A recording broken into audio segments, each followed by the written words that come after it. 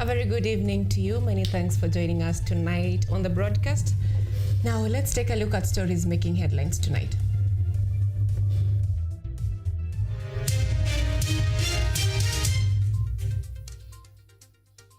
Kenyans express distrust in finance bill public participation with fears that the recommendations shall not be included in the final report.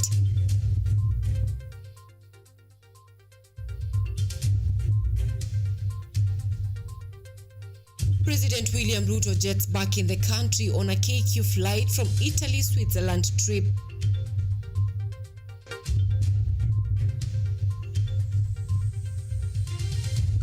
Leaders from the northern region persist on seeking a concrete final decision on the ban of muguka.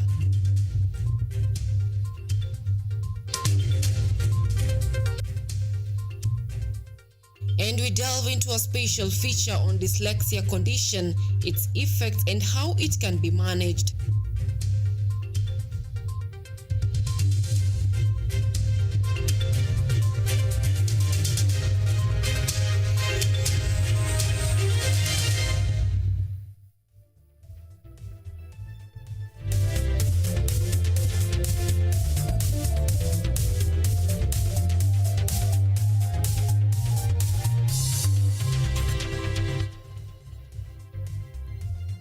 This is KUTV Primetime News with Anyango, Sylvia.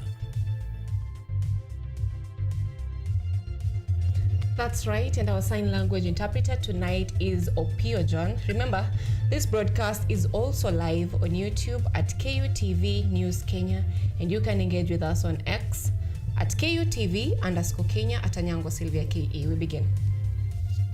Now, public participation is a constitutional affair necessary in budgeting and revenue collection issues. Although the government has been engaging in these forums since the promulgation of the 2010 Constitution, there is growing public concern about the effectiveness of these forums, as many feel that the public views are not considered. Tonight, Eliud Muturi explores the not-so-public participation hours before the National Assembly Finance and Planning Committee tables its report on the Finance Bill 2024 in the House tomorrow. Public participation is a crucial component of policy making in Kenya, and it is also critical in budgeting and revenue collection issues. Simply put, public participation is the involvement of citizens in public decision making.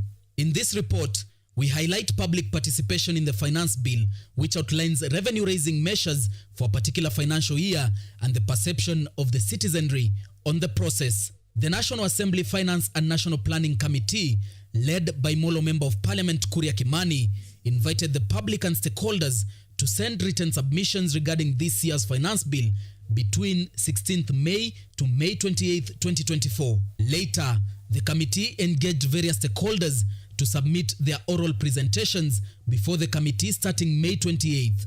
The two-week-long exercise ended at the Kenyatta International Conference Center KICC in Nairobi, where members of the general public were invited to submit their opinions in a public forum.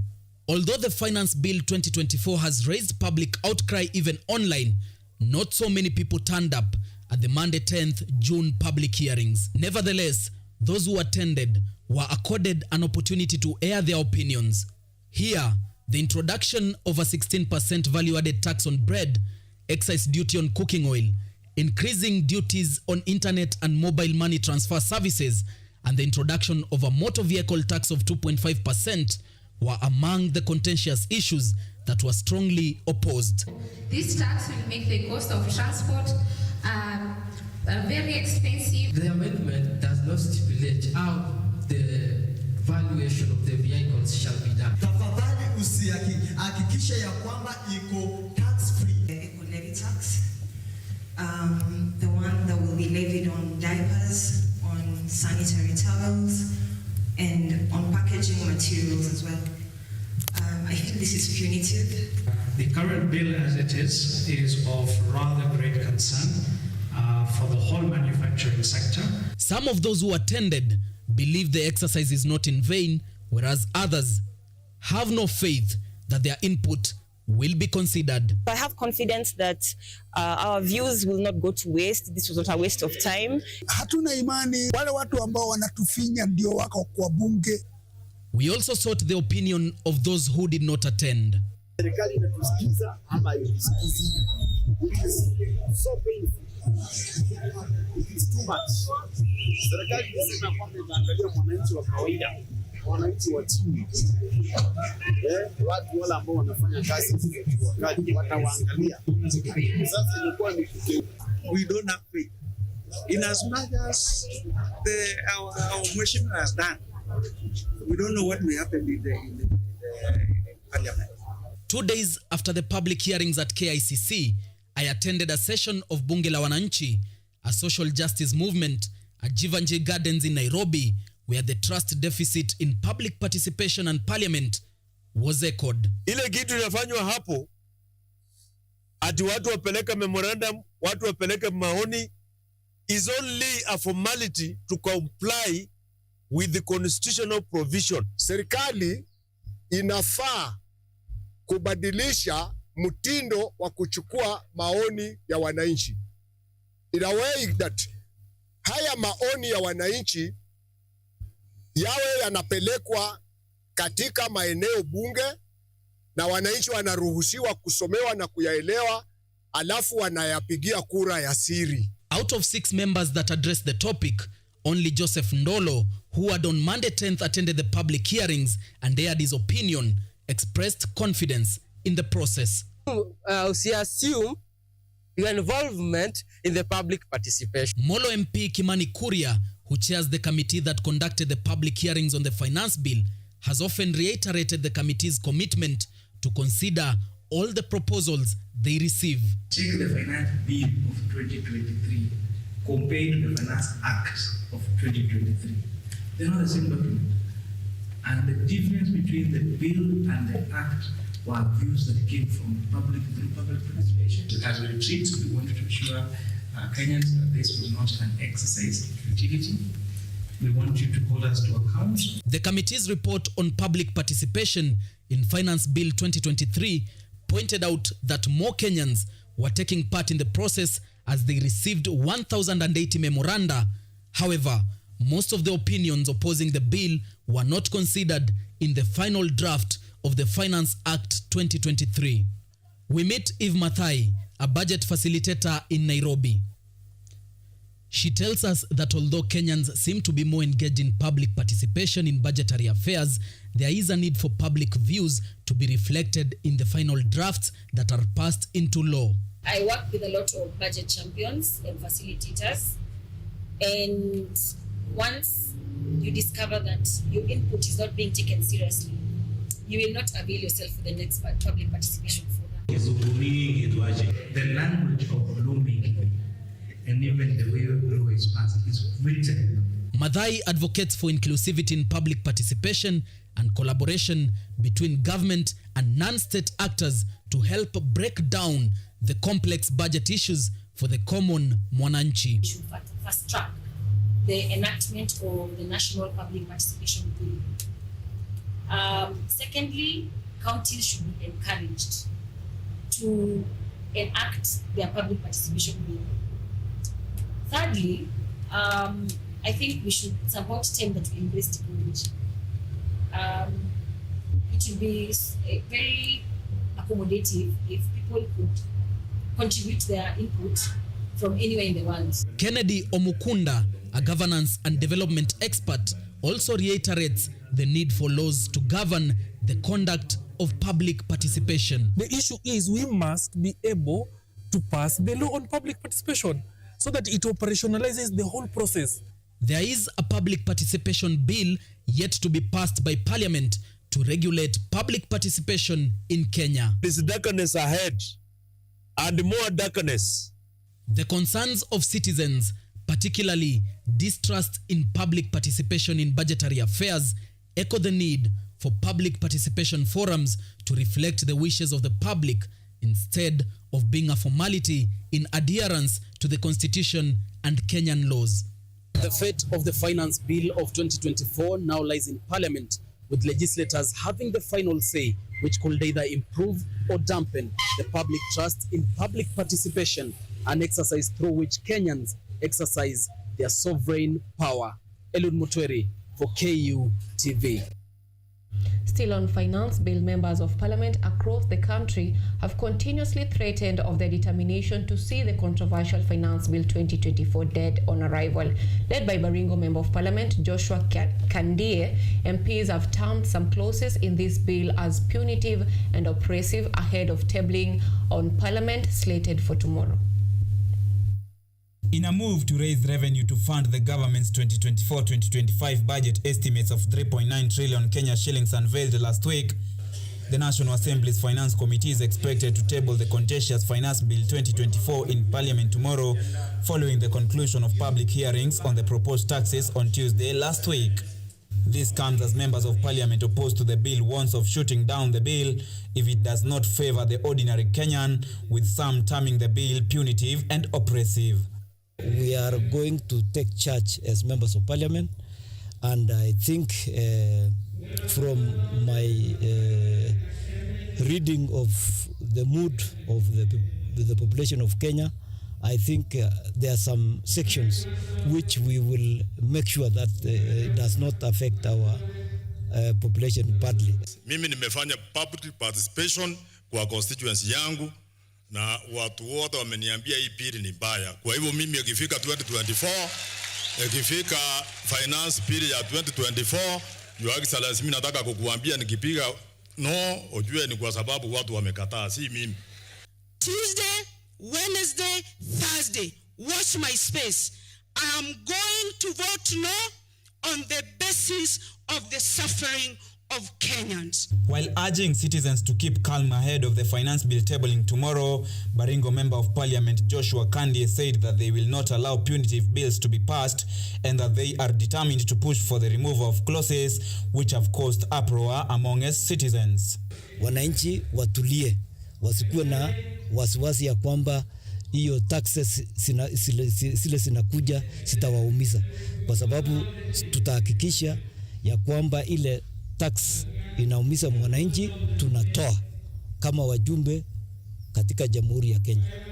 This year's finance bill proposes the introduction of a contentious motor vehicle tax set at a rate of 2.5% of the value of the vehicle, with a floor of 5,000 Kenya shillings and ceiling of Kenya shillings 100,000, eco levy and tax measures that will increase the cost of bread, among other proposals.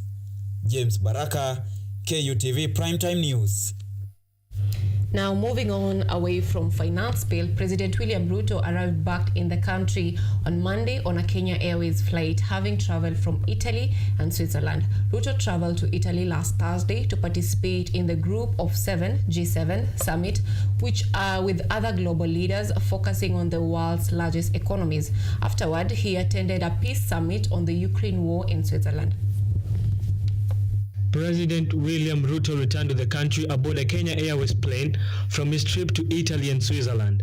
His use of the Kenya Airways flight has become conspicuous following his remarks last month that KQ was more expensive than the private jet he chartered on his 4-day trip to the US last month, which allegedly cost about Kenya shillings 200 million.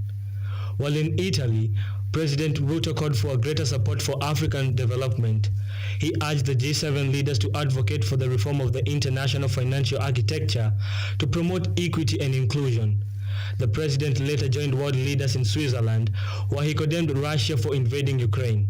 He described Russia's aggression against Ukraine as unlawful, unjust, and against international law. Ruto's return to the country on KQ has sparked mixed reactions. Some have criticized his frequent trips, while others were surprised by his decision to fly with KQ. Deputy President Rigathi Gachagua faced criticism last Tuesday after boarding a Kenya Airways commercial flight to Mombasa, with some claiming that this was his way of seeking public sympathy, which has degraded the office of the Deputy President. Ruto was welcomed by Cabinet Secretary Kithure Kindiki and Principal Secretary Raymond Omolo, along with the National Assembly Majority Leader Kimani Ichung'wah and Senator Majority Leader Aaron Cheruiyot. Victor Washira, KUTV. Now that story takes us to a very fast break on the bulletin tonight. Don't go far, because after this break we are having a very special feature.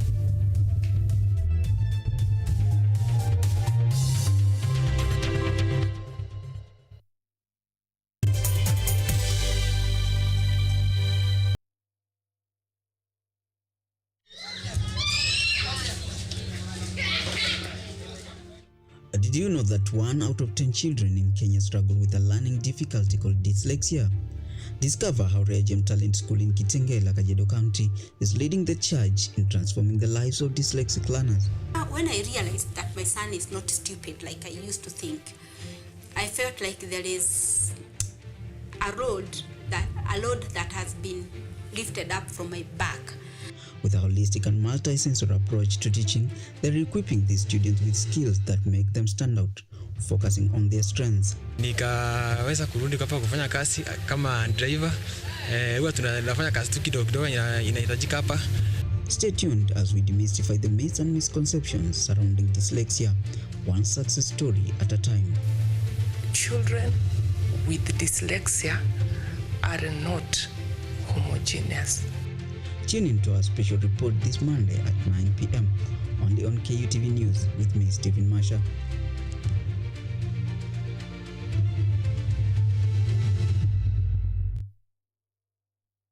Are you an aspiring media practitioner, a graduate, or you just want to advance your skills in television production? Then welcome to Kenyatta University, where education meets innovation. KUTV, the premier university television station in Kenya, is now offering short courses in TV studio, field technical operations, and video editing. Through these courses, you will acquire hands-on skills on camera operations, media production, lighting techniques, audiovisual editing, and sound and visual control, and how to operate key equipment in modern TV control room. Enroll today at KUTV and discover your full potential in cutting-edge TV broadcasting. Graduates of these courses will receive professional certificates. For more information, visit our offices at KUTV Studios or call us on 020-870-4252 or 020-870-4255 or SMS us on 0739-110-544. KUTV, a new experience.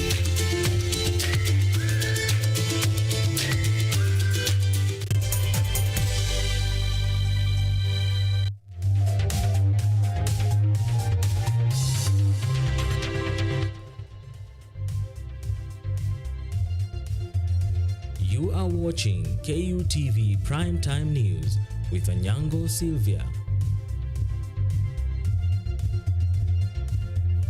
Welcome back. Now, let's proceed. All courts nationwide will be shut from Wednesday, June 19th to Friday, June 21st, 2024, as judges, magistrates, and cadis protest poor and insecure working conditions. This is according to Kenya Magistrates and Judges Association.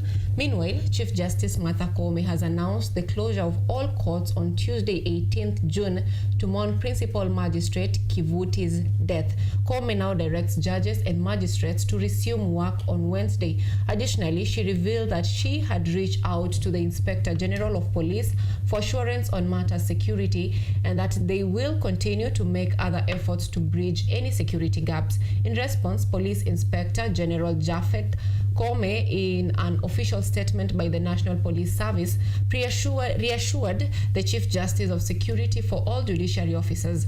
Following Kivuti's death, President William Ruto expressed his condolences and condemned threats or attacks against judicial officers.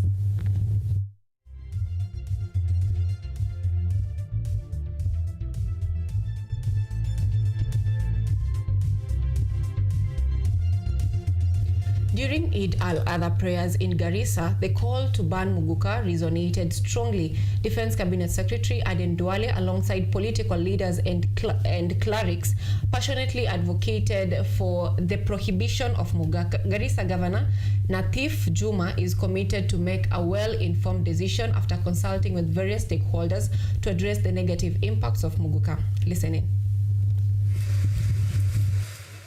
Amid wider regional effort to address the negative impacts of Muguka on the societies and counties at large, Garissa County Governor Natif Jama has announced that his administration is consulting widely on the issue of Muguka before establishing a unified stance. Speaking after Eid prayers, Jama stated that the consultations involve religious leaders, the county assembly, elders, and other stakeholders. This inclusive approach aims to ensure a comprehensive and representative decision. What really is a problem here is the extent of rumor-mongering and the lies and the fabrications, particularly by the young men and women of our county, the social media. People have really gone out of their way to say things that are not only even true or far from the truth, but things that are really unwarranted. The governor acknowledged the recent bans on Muguka by the coastal counties of Mombasa, Kilifi and Taita Taveta, which have prohibited its entry, transportation, sale and consumption. He expressed his respect for this action but highlighted the need for Garissa County to undertake its own thorough consultations. My request, a clarion call to these young men and women is to really focus on what matters. If they have to write something, let them write something which makes sense, which is the truth of the matter, or truths or things that can really be seen to be logical. Defense Cabinet Secretary Aden Duale voiced his strong support for banning the transportation and sale of Muguka, urging counties in northeastern Kenya, including Garissa, Wajir and Bandera, to implement similar measures. Lagera Member of Parliament Abdi Kadir Hussein has urged Governor Jama to join the coastal counties in banning the stimulant.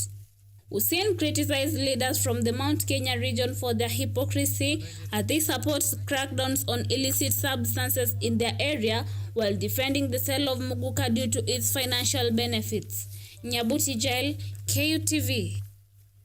Now on to our special feature tonight. Many children with dyslexia in Kenya are often mislabeled as slow learners due to a lack of understanding and proper diagnostic tools. As a result, affected children are denied appropriate interventions, hindering their educational attainment and perpetuating a cycle of frustration and disengagement. Stephen Marsha now unpacks myths and misconceptions of dyslexia. Picture this. You're in a bustling classroom and while your classmates breeze through their books, the words on your page twist and turn into incomprehensible jumble. This is the daily struggle for countless children with dyslexia, and despite being bright and eager to learn, they face unique challenges. Dr. Becky Sanda, who is a lecturer at the Department of Special Needs Education at Kenyatta University, knows that dyslexia is genetic and often runs in families. According to Dr. Sanda, dyslexia is a common learning difficulty affecting about 10% of population globally, and in Kenya it is estimated that 1 out of every 10 children struggle with this learning condition. Children with dyslexia are not homogeneous. They are heterogeneous. Yeah, they are not the same. You get? Yeah, so children will manifest differently. We are not likely to get children or 2 children who have the same manifestation in those differences. While clarifying that the condition is not a reflection of person's intelligence, she urges guardians and parents to be vigilant in observing the early developmental stages of their children to detect any signs of dyslexia as early as possible. Dyslexia manifests itself in three characteristics that come out very well. That is in reading, that is in reading words, reading numbers, spelling them, and also speaking them or pronouncing them.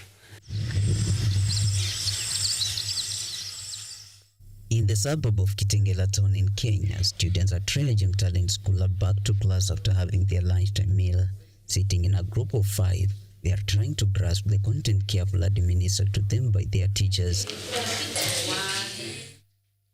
Inspired by the transformation of the dyslexic learners, including her own son, Nancy Monyi, who is the director and founder of the institution, says, as a teacher, her desire is to see learners with dyslexia thrive in a society that is still struggling to come into terms with the condition. And one of the parents asked, now that my son has joined high school, why don't I have their children come stay with me, and then they can be going to the school that I was teaching, because of course they knew if I am teaching in this school, then the teachers in that school must be aware about the condition. It wasn't easy So when I shared that information with my sister, we thought like, why don't we start a center? The teacher Nancy says her journey with dyslexic learners has been one of the transformation both for her students and herself. She reflects on the many faces that have passed through her door over the past 1 decade. We registered Dyslexia Organization, Kenya. That was in 2010. And we had a platform now where we could meet teachers in schools. We could go to churches, talk about dyslexia. Using a multi-sensory approach in teaching and equipping learners with skills, teachers at Triagem School are changing the educational landscape for dyslexic students. The innovative method, which integrates visual, auditory, and kinesthetic learning strategies, is helping students overcome challenges and discover their true potential. When we use these skills and that learner goes out there, knows how to make a serviette holders, knows how to make a table mat. He or she can make money using these things because you just buy the beads and the string and all that. Dr. Isanda advocates for more holistic approach to education and career development, adding that recognizing and nurturing diverse talents of dyslexic individuals will not only support such individuals but also benefit society through their unique contributions. But a teacher who has taught many children for years is probably to ring a bell and tell the head teacher, as we are moving, I have a child who is not moving. And that can really save the child, because then the head teacher, if is very concerned, again, they can now, this is how parents end up coming in. The success at Triagem School, spearheaded by teachers like Nancy and supported by research from experts like Dr. Isanda, highlights the transformative power of specialized teaching methods. This approach has not only helped students improve their academic skills, but also boost their self-esteem and overall well-being. Nikuja 2012 nimeweza kusomea huku kutoka class 5 to class 8. Alafu wenye nilimaliza class 8 nikarudi pia nikasoma form 1 to form 4. Nitoka form 4 nikaweza kurudi hapa kufanya kazi kama driver. Contrary to popular belief, dyslexia is not linked in any way to intelligence, and actually many people with dyslexia are highly creative, productive and successful in various fields. Stephen Masha, KUTV, Nairobi. Thank you, Masha, for that very special feature. We are taking a very short break. Sports is on the other side of the break.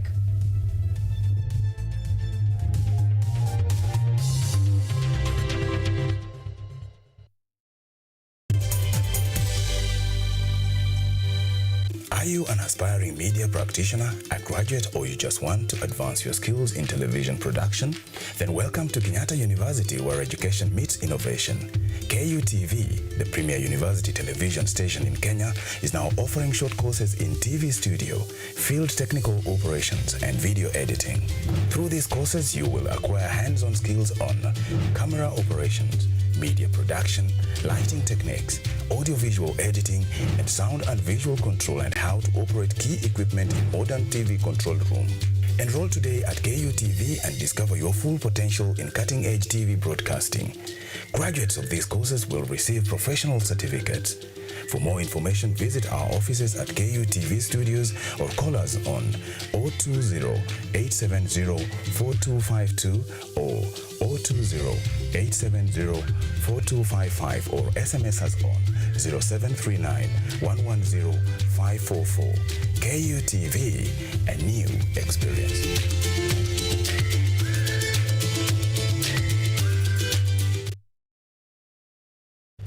From the hospital corridors, we bring you experts to discuss issues affecting your health, from diet to mental health. The familiar and the ignored are both put into perspective. We then dive into the environment and look at the effects of climate change and its solutions. Join me, Mutegi K. Martin, every Friday at 9 p.m. as we learn on how to better our health while taking care of our environment. Only on KUTV.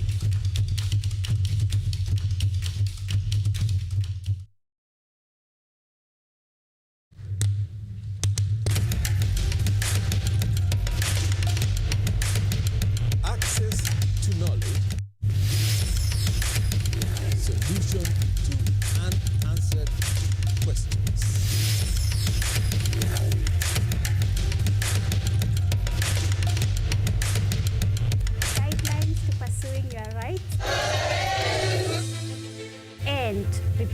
seeing your property, intellectual or material. This and more only on Law Matters.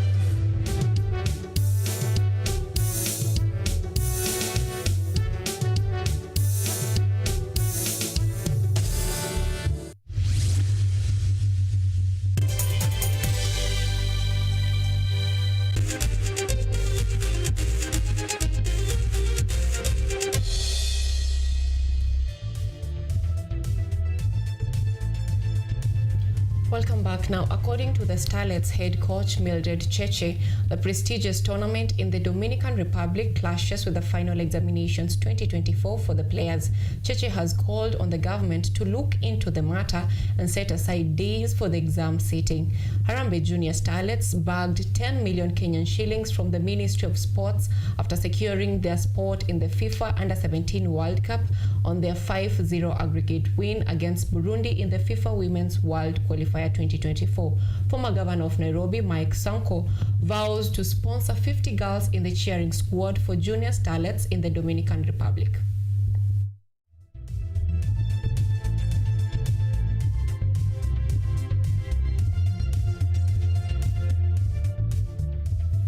And the UEFA European Cup 2024 Championship has entered day 4 today, where Romanian went toe-to-toe with Ukraine and secured a 3-0 win in the Group E match.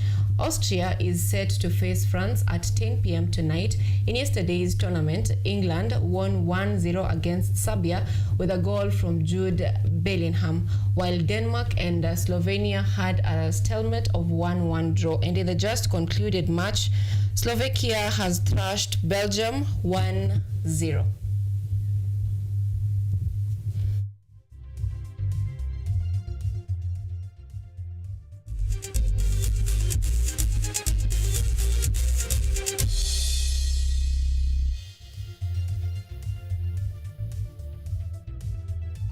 And that is it from us. Thank you so much for keeping it KUTV this far and for choosing our news. Our sign language interpreter tonight has been Opio John and Anyango Sylvia. Have a good night.